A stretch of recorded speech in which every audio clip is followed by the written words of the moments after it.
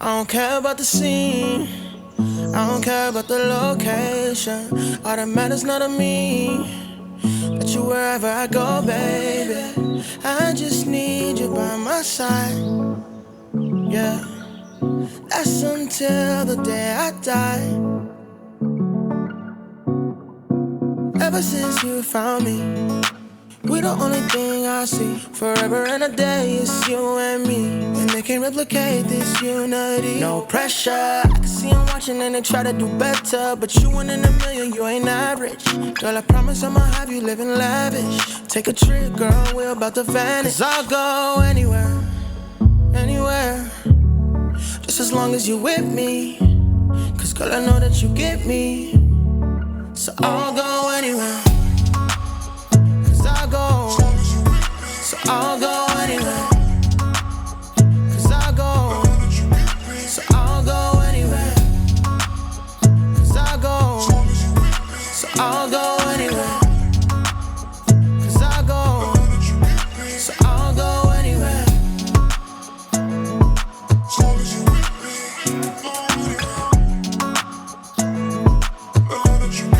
So I'll go anywhere.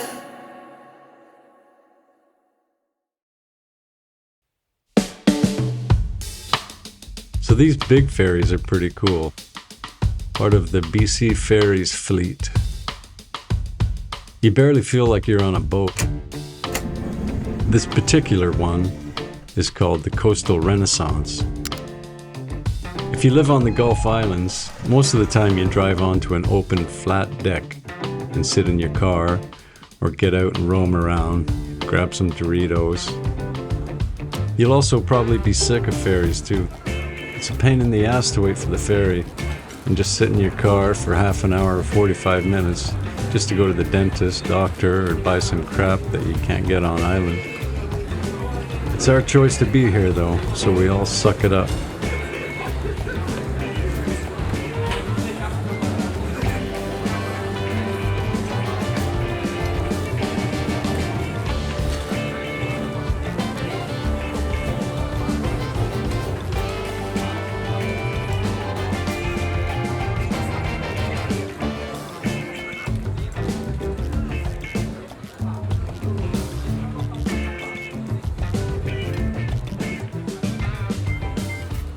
The price ranges from about $15 to walk on up to $150 to get to Vancouver. As just a mental note, I add roughly $50 to the cost of my day when I take a trip off island.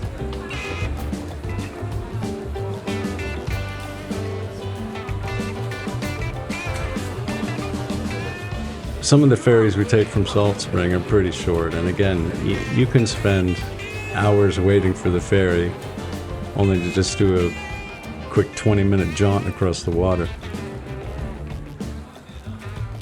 We waste a lot of our time sitting in our cars in the ferry loading area, just waiting to get on the ferry. I mean, if there's only 40 or 50 cars that can go on the ferry, and you're not one of the first 50, then you have to wait another 2 hours for the next ferry to come. If you have an appointment, that can be a pain in the ass.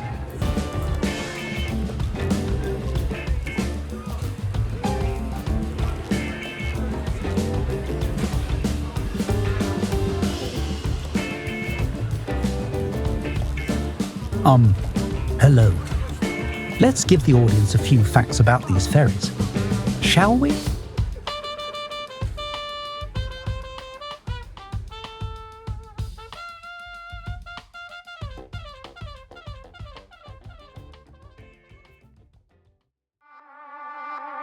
It looks like the ferry you took from Salt Spring to the Tsawwassen terminal on the mainland near Vancouver is called the Coastal Renaissance.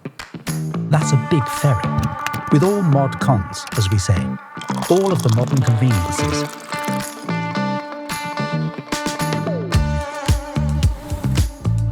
comfy seats, a full kitchen, a few coffee bars, clean washrooms, lots of windows, and even some dog kennels and areas where your pets can run around. The Coastal Renaissance was built in 2007. The overall length is 160 meters. It has a maximum displacement of 10,034 tons. It can hold 310 cars, 1,604 passengers and crew. The maximum speed is 23 knots with a whopping 21,444 horsepower, which seems to me to be a rather odd way of expressing the amount of power this boat has over water, considering 21,000 horses would sink pretty quickly. It's a good thing there are 20 life rafts that carry 100 passengers, and 2 that can carry 50 passengers. Beyond that, there are 2 6-person rescue boats, which, in an emergency, they can assist by towing the life rafts to safety.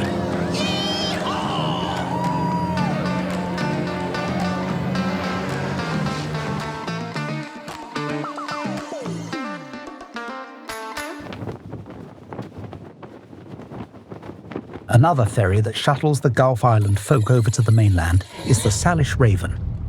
The Salish-class ferries are the first within the BC fleet to use liquefied natural gas as a fuel source, which, according to our present understanding of science, reduces air emissions.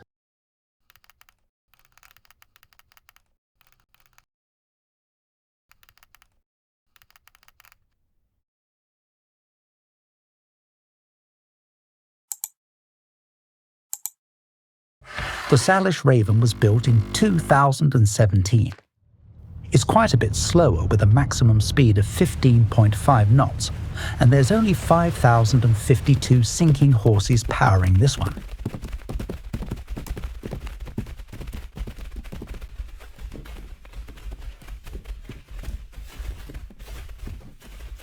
It has an overall length of 107 meters and a maximum displacement of 4,227 tons. It can carry 600 passengers and crew with a car capacity of 138. It carries 2 rescue boats and 8 life rafts, each capable of taking 100 passengers.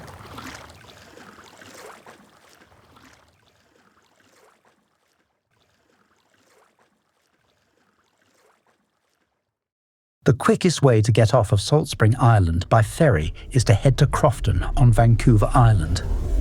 That takes about half an hour. You would be sailing on a ferry called the Quinitza. It's an old beater, built in 1977. At 77.5 meters long, it can take 44 cars and 300 people. If you are lucky, it will go 9.75 knots, which is full speed ahead. This ferry only has 1,900 horsepower, but it will get you off the island. You will spend more time waiting for it to arrive than you will actually being on the ferry itself.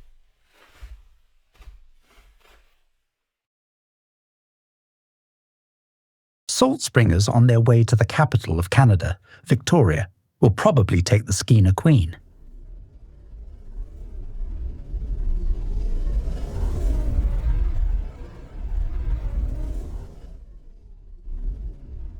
She's a beauty, built in 1997. It is basically a giant floating flatbed truck, 110 meters long, 2 pop machines and a Doritos dispenser. It handles 92 cars as well as 450 passengers and crew. It can go 15.3 knots at full speed and has 6,000 four-legged horsepower.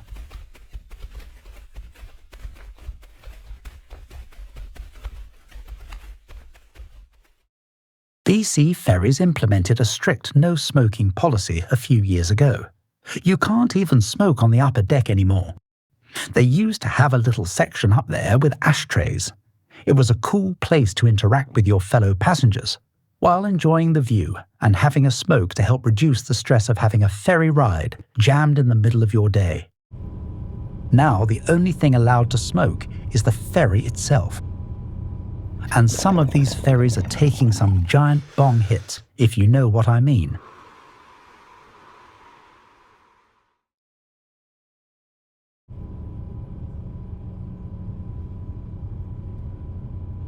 That smoke looks fairly clean. You should see how black it can be when they first hit the gas pedal. Some of these ships can sure be smoky. Check this one out. But make sure you don't have a puff on your vape or light a cigarette when you are on a BC ferry. Unless you have brought a couple of $1,000 with you. Then it's okay. I guess that's what they call fuck you money. It would be nice to have a bit of that, because that's what they will fine you if you get caught. Best to just have a smoke in your car, or grab a quick puff while you're having a poo.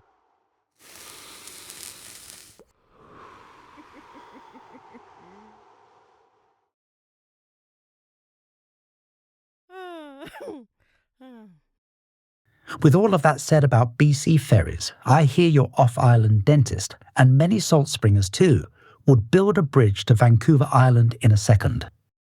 The argument for building a bridge to Vancouver Island is that it would bring more tourists to the island. Conversely, the argument for not building a bridge is that it would bring more tourists to the island. It's a kind of damned if you do and damned if you don't scenario. Personally, I'm all in for government-subsidised speedboats for everyone who lives on the island. It would certainly make the trip off island a lot more fun and stress-free, depending on the weather and your boating skills. Back to you, Fancy Pants. So I stayed for one night in Vancouver on my way to Bangkok. I was really surprised at the amount of construction that's going on. These cranes were everywhere. There's a lot of money in Vancouver, that's for sure. More than there ever was. I lived at Main Street and 32nd in Vancouver from 1992 to 1994. It was a different place back then. I can remember going across the road downtown on 4th Avenue. As soon as I put my foot on the road, traffic in both directions stopped to let me cross. I remember being blown away by how well these mainlanders understood the yield signs. Every car yielded to the next. It was one and one, one and one. Standing near a yield sign watching the traffic was a beautiful thing. Today it's a much different place. There's less respect for pedestrians, less respect for cyclists. In general, less respect for your fellow man, especially strangers. So when I made the decision to go to Thailand, I began watching a lot of YouTube videos about the place. A lot of tourism videos, historical videos. I began to educate myself about the language and the script. In the process, I became addicted to quite a few vloggers.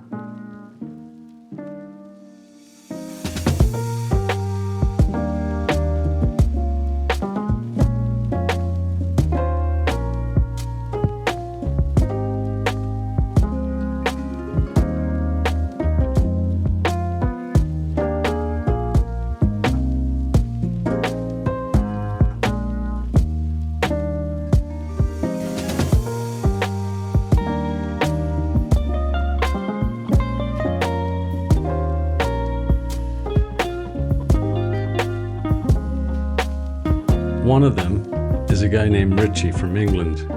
Hello, welcome back to Bangkok.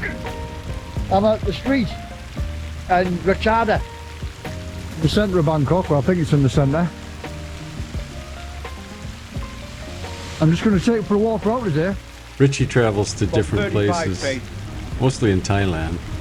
He points the camera and goes. No editing or special effects, just point and shoot. In one of his videos, he was talking about a few negative comments he had received. A few people were giving him a hard time, complaining he was just walking down the street. just walking down the streets and seeing the street. According to their comments, his videos are boring. It's great. Really nice Richie's area. response was to let them know that for people who have never walked down those streets or traveled to the places he walks, it is not boring at all. In fact, it can be quite fascinating. Today I'm heading off to Pelock Village, which is about a 3-hour ride without stoppages. But the reason I'm doing this trip is because there's some nice waterfalls, scenic points and stop-offs along the way, nice restaurants. So yes, let's head off to the infamous Pelock Village. And I say that because it's a 399 turns to get up the top of the mountain. That's where the tires go to cool down, because it's supposed to be because it's so high. It's a lot cooler up there. But I'm really looking forward to getting there, and as always I'll show you my accommodation when I arrive, and maybe some places within the village, which is supposed to be very small, but I think it's got a good market, so hopefully it'll be a well worth watching vlog full of entertainment. Let's get on the road. But right now we'll have a little walk through the village. For me, the beauty of the point and shoot style videos is that it has randomness on its side. Randomness is built in. Whatever happens, happens. And it's documented, for better or for worse. It's kind of like improvisational music in that regard. Sure, it can turn to shit pretty quickly, but there's room for magic to happen. The randomness of the interconnectivity of all things has room to show itself.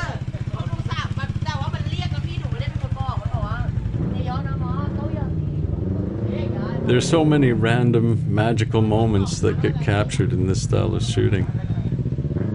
No Hollywood movie with a huge budget, a giant set, and a massive crew can reproduce moments like that.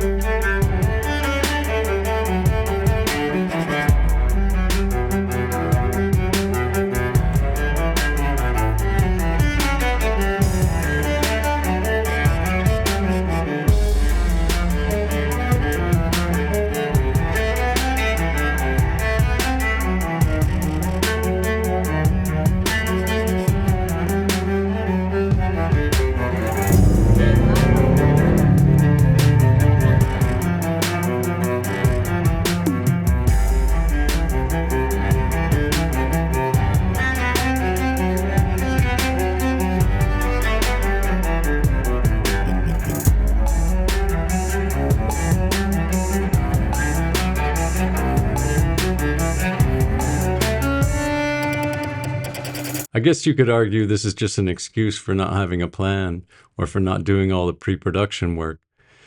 But there is a time and a place for everything.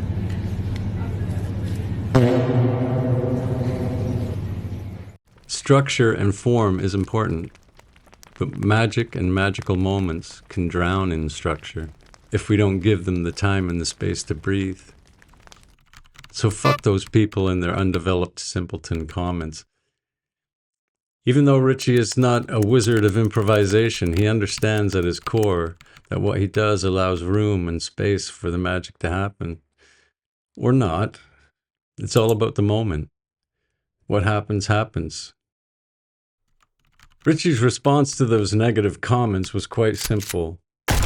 If you haven't walked down these streets before, it is not boring. It can be helpful, instructional. But there's a lot more going on in any given moment than a simple human being could ever conceive or imagine. Boots on the ground can be very insightful. A little while ago, I watched a 2-hour video of Jimmy Dore, a comedian, eating pizza with a couple of his friends. I lived in Pilsen when I started comedy, which at that time was a Mexican neighborhood. And it's since been gentrified, but it was, you know, very affordable. A lot of comedians and artists lived there. And there was this Mexican place right down the street. We would go once a week. The comedians would have a lunch. The comedians that lived in that neighborhood.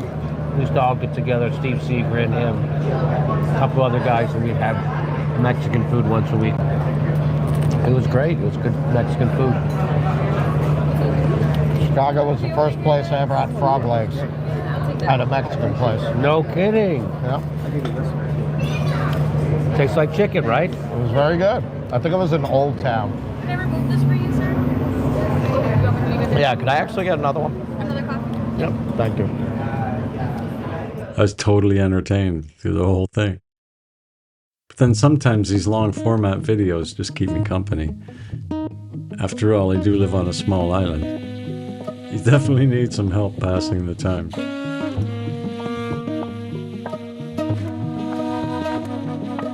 Recently, I heard that Trump installed Jon Voight, Mel Gibson, and Sylvester Stallone as ambassadors to Hollywood. So there's always hope for the future.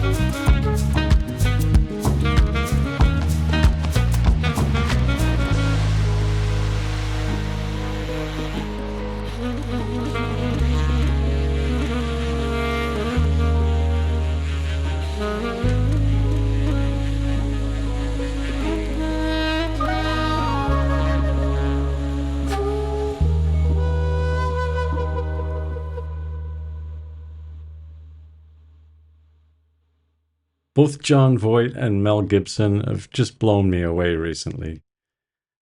Jon Voight, such an awesome man. Mel Gibson, I wasn't aware just how awesome he is. Now I am. And Sylvester Stallone?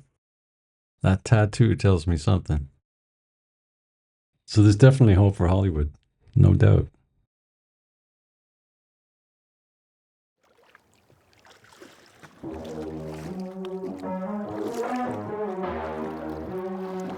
That reminds me of a story from a book written by a Salt Spring Islander. His name's Eckhart Tolle. In the book, some guy gets cut off by another car while he was driving. He gets enraged, so angry. He follows the car that cut him off. His head is full of thoughts about what he would like to do to this other driver. Thoughts about how he could punish him for his careless actions. He's stewing in evil thoughts. As he approaches the car to give the other driver a piece of his mind and flip him the finger, he notices the driver is an old friend he hasn't seen in years. Someone he loves. Immediately, his evil thoughts dissipate and are replaced with love. Jesus was right. If we do for others and try our best to love our neighbors, it's really good for us. And evil leaves us as fast as darkness runs from a tiny candle.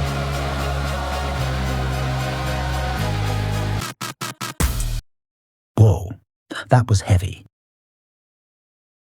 We all make our own decisions in life, so make good choices. But if you live in Vancouver or close by and you enjoy hallucinogenic mushrooms, here's a tip for you. Go to this neighborhood and look in and amongst the landscaping of these restaurants.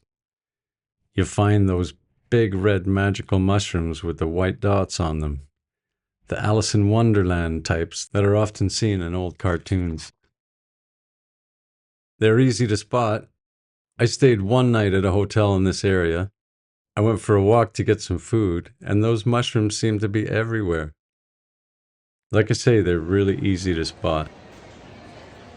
The other useful bit of information would be, you probably want to go foraging in the last few weeks of October. It was kind of funny that there seemed to be a mushroom theme going on in the area. There were mushroom window displays in a few of the stores in the mall.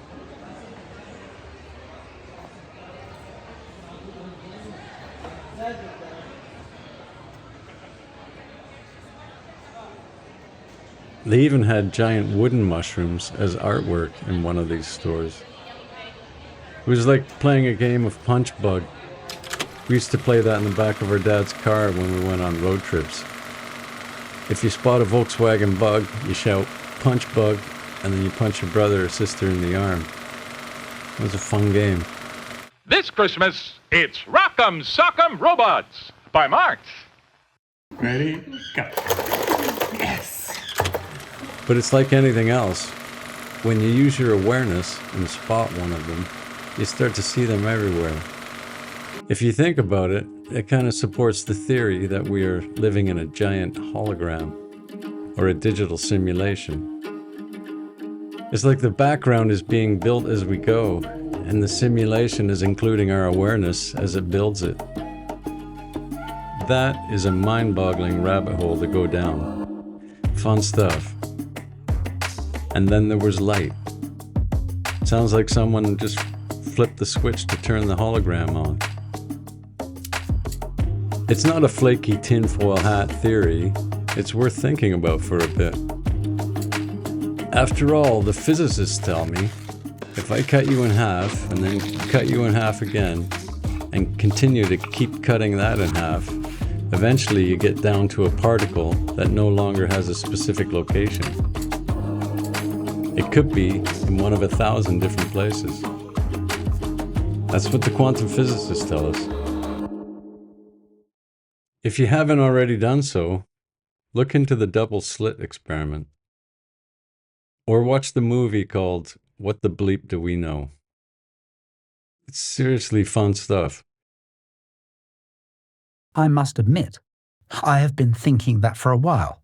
What the bleep do you know? This is quite peculiar, though. Not sure I can wrap my head around this one. So, in this double slit experiment, when an electron is passed through two slits, it acts as a wave and produces an interference pattern similar to light. But when a detector is placed at one of the slits, and the electron is observed, it behaves like a particle, and an interference pattern is not produced. It's as if the electron knows it is being observed. Very peculiar indeed. Definitely above my pay grade.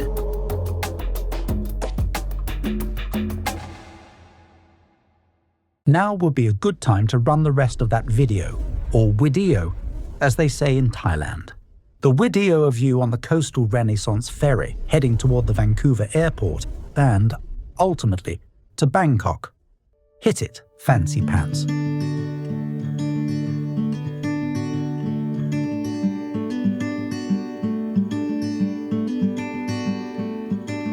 I know a place where we can go and be alone.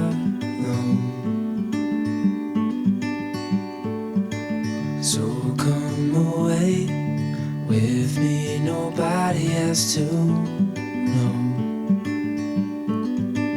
where we gonna go.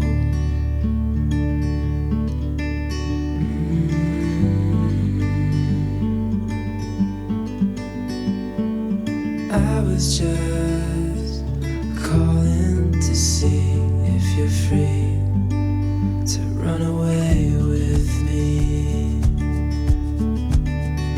to run away with me.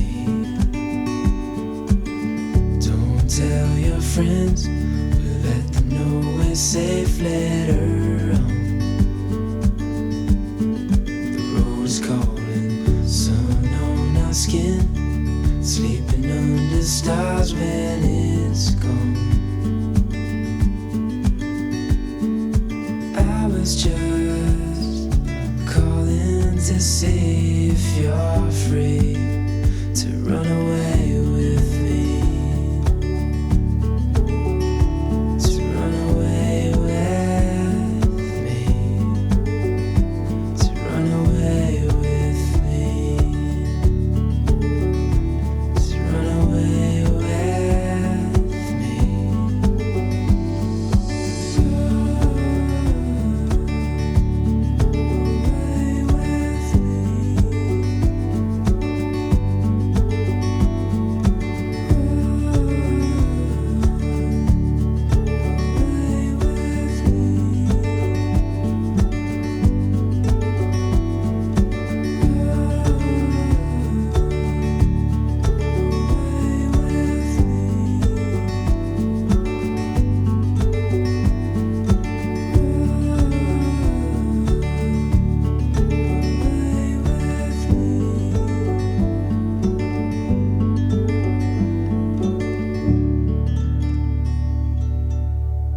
Dear passengers, welcome to Bangkok.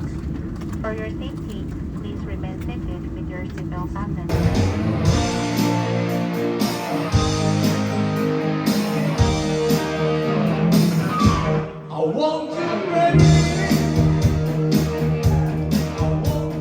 I think it's time you end this video. You may have gone down one too many rabbit holes on this one. I thought this was supposed to be a travel vlog. Just how do you expect people to subscribe to this channel when you take them on such a wild, meandering ride? Even I haven't subscribed yet. Although I do have a comment for you. It might be a good idea to try a little bit harder to stay on topic if you want people to hit that subscribe button. At this rate, you will definitely be getting a few comments, but you may not like what they have to say. Anyhow, if there is anyone watching this nonsense, please like and subscribe. Fancy Pants could use your support, even if he is a few bricks short of whatever it takes to succeed as a content creator.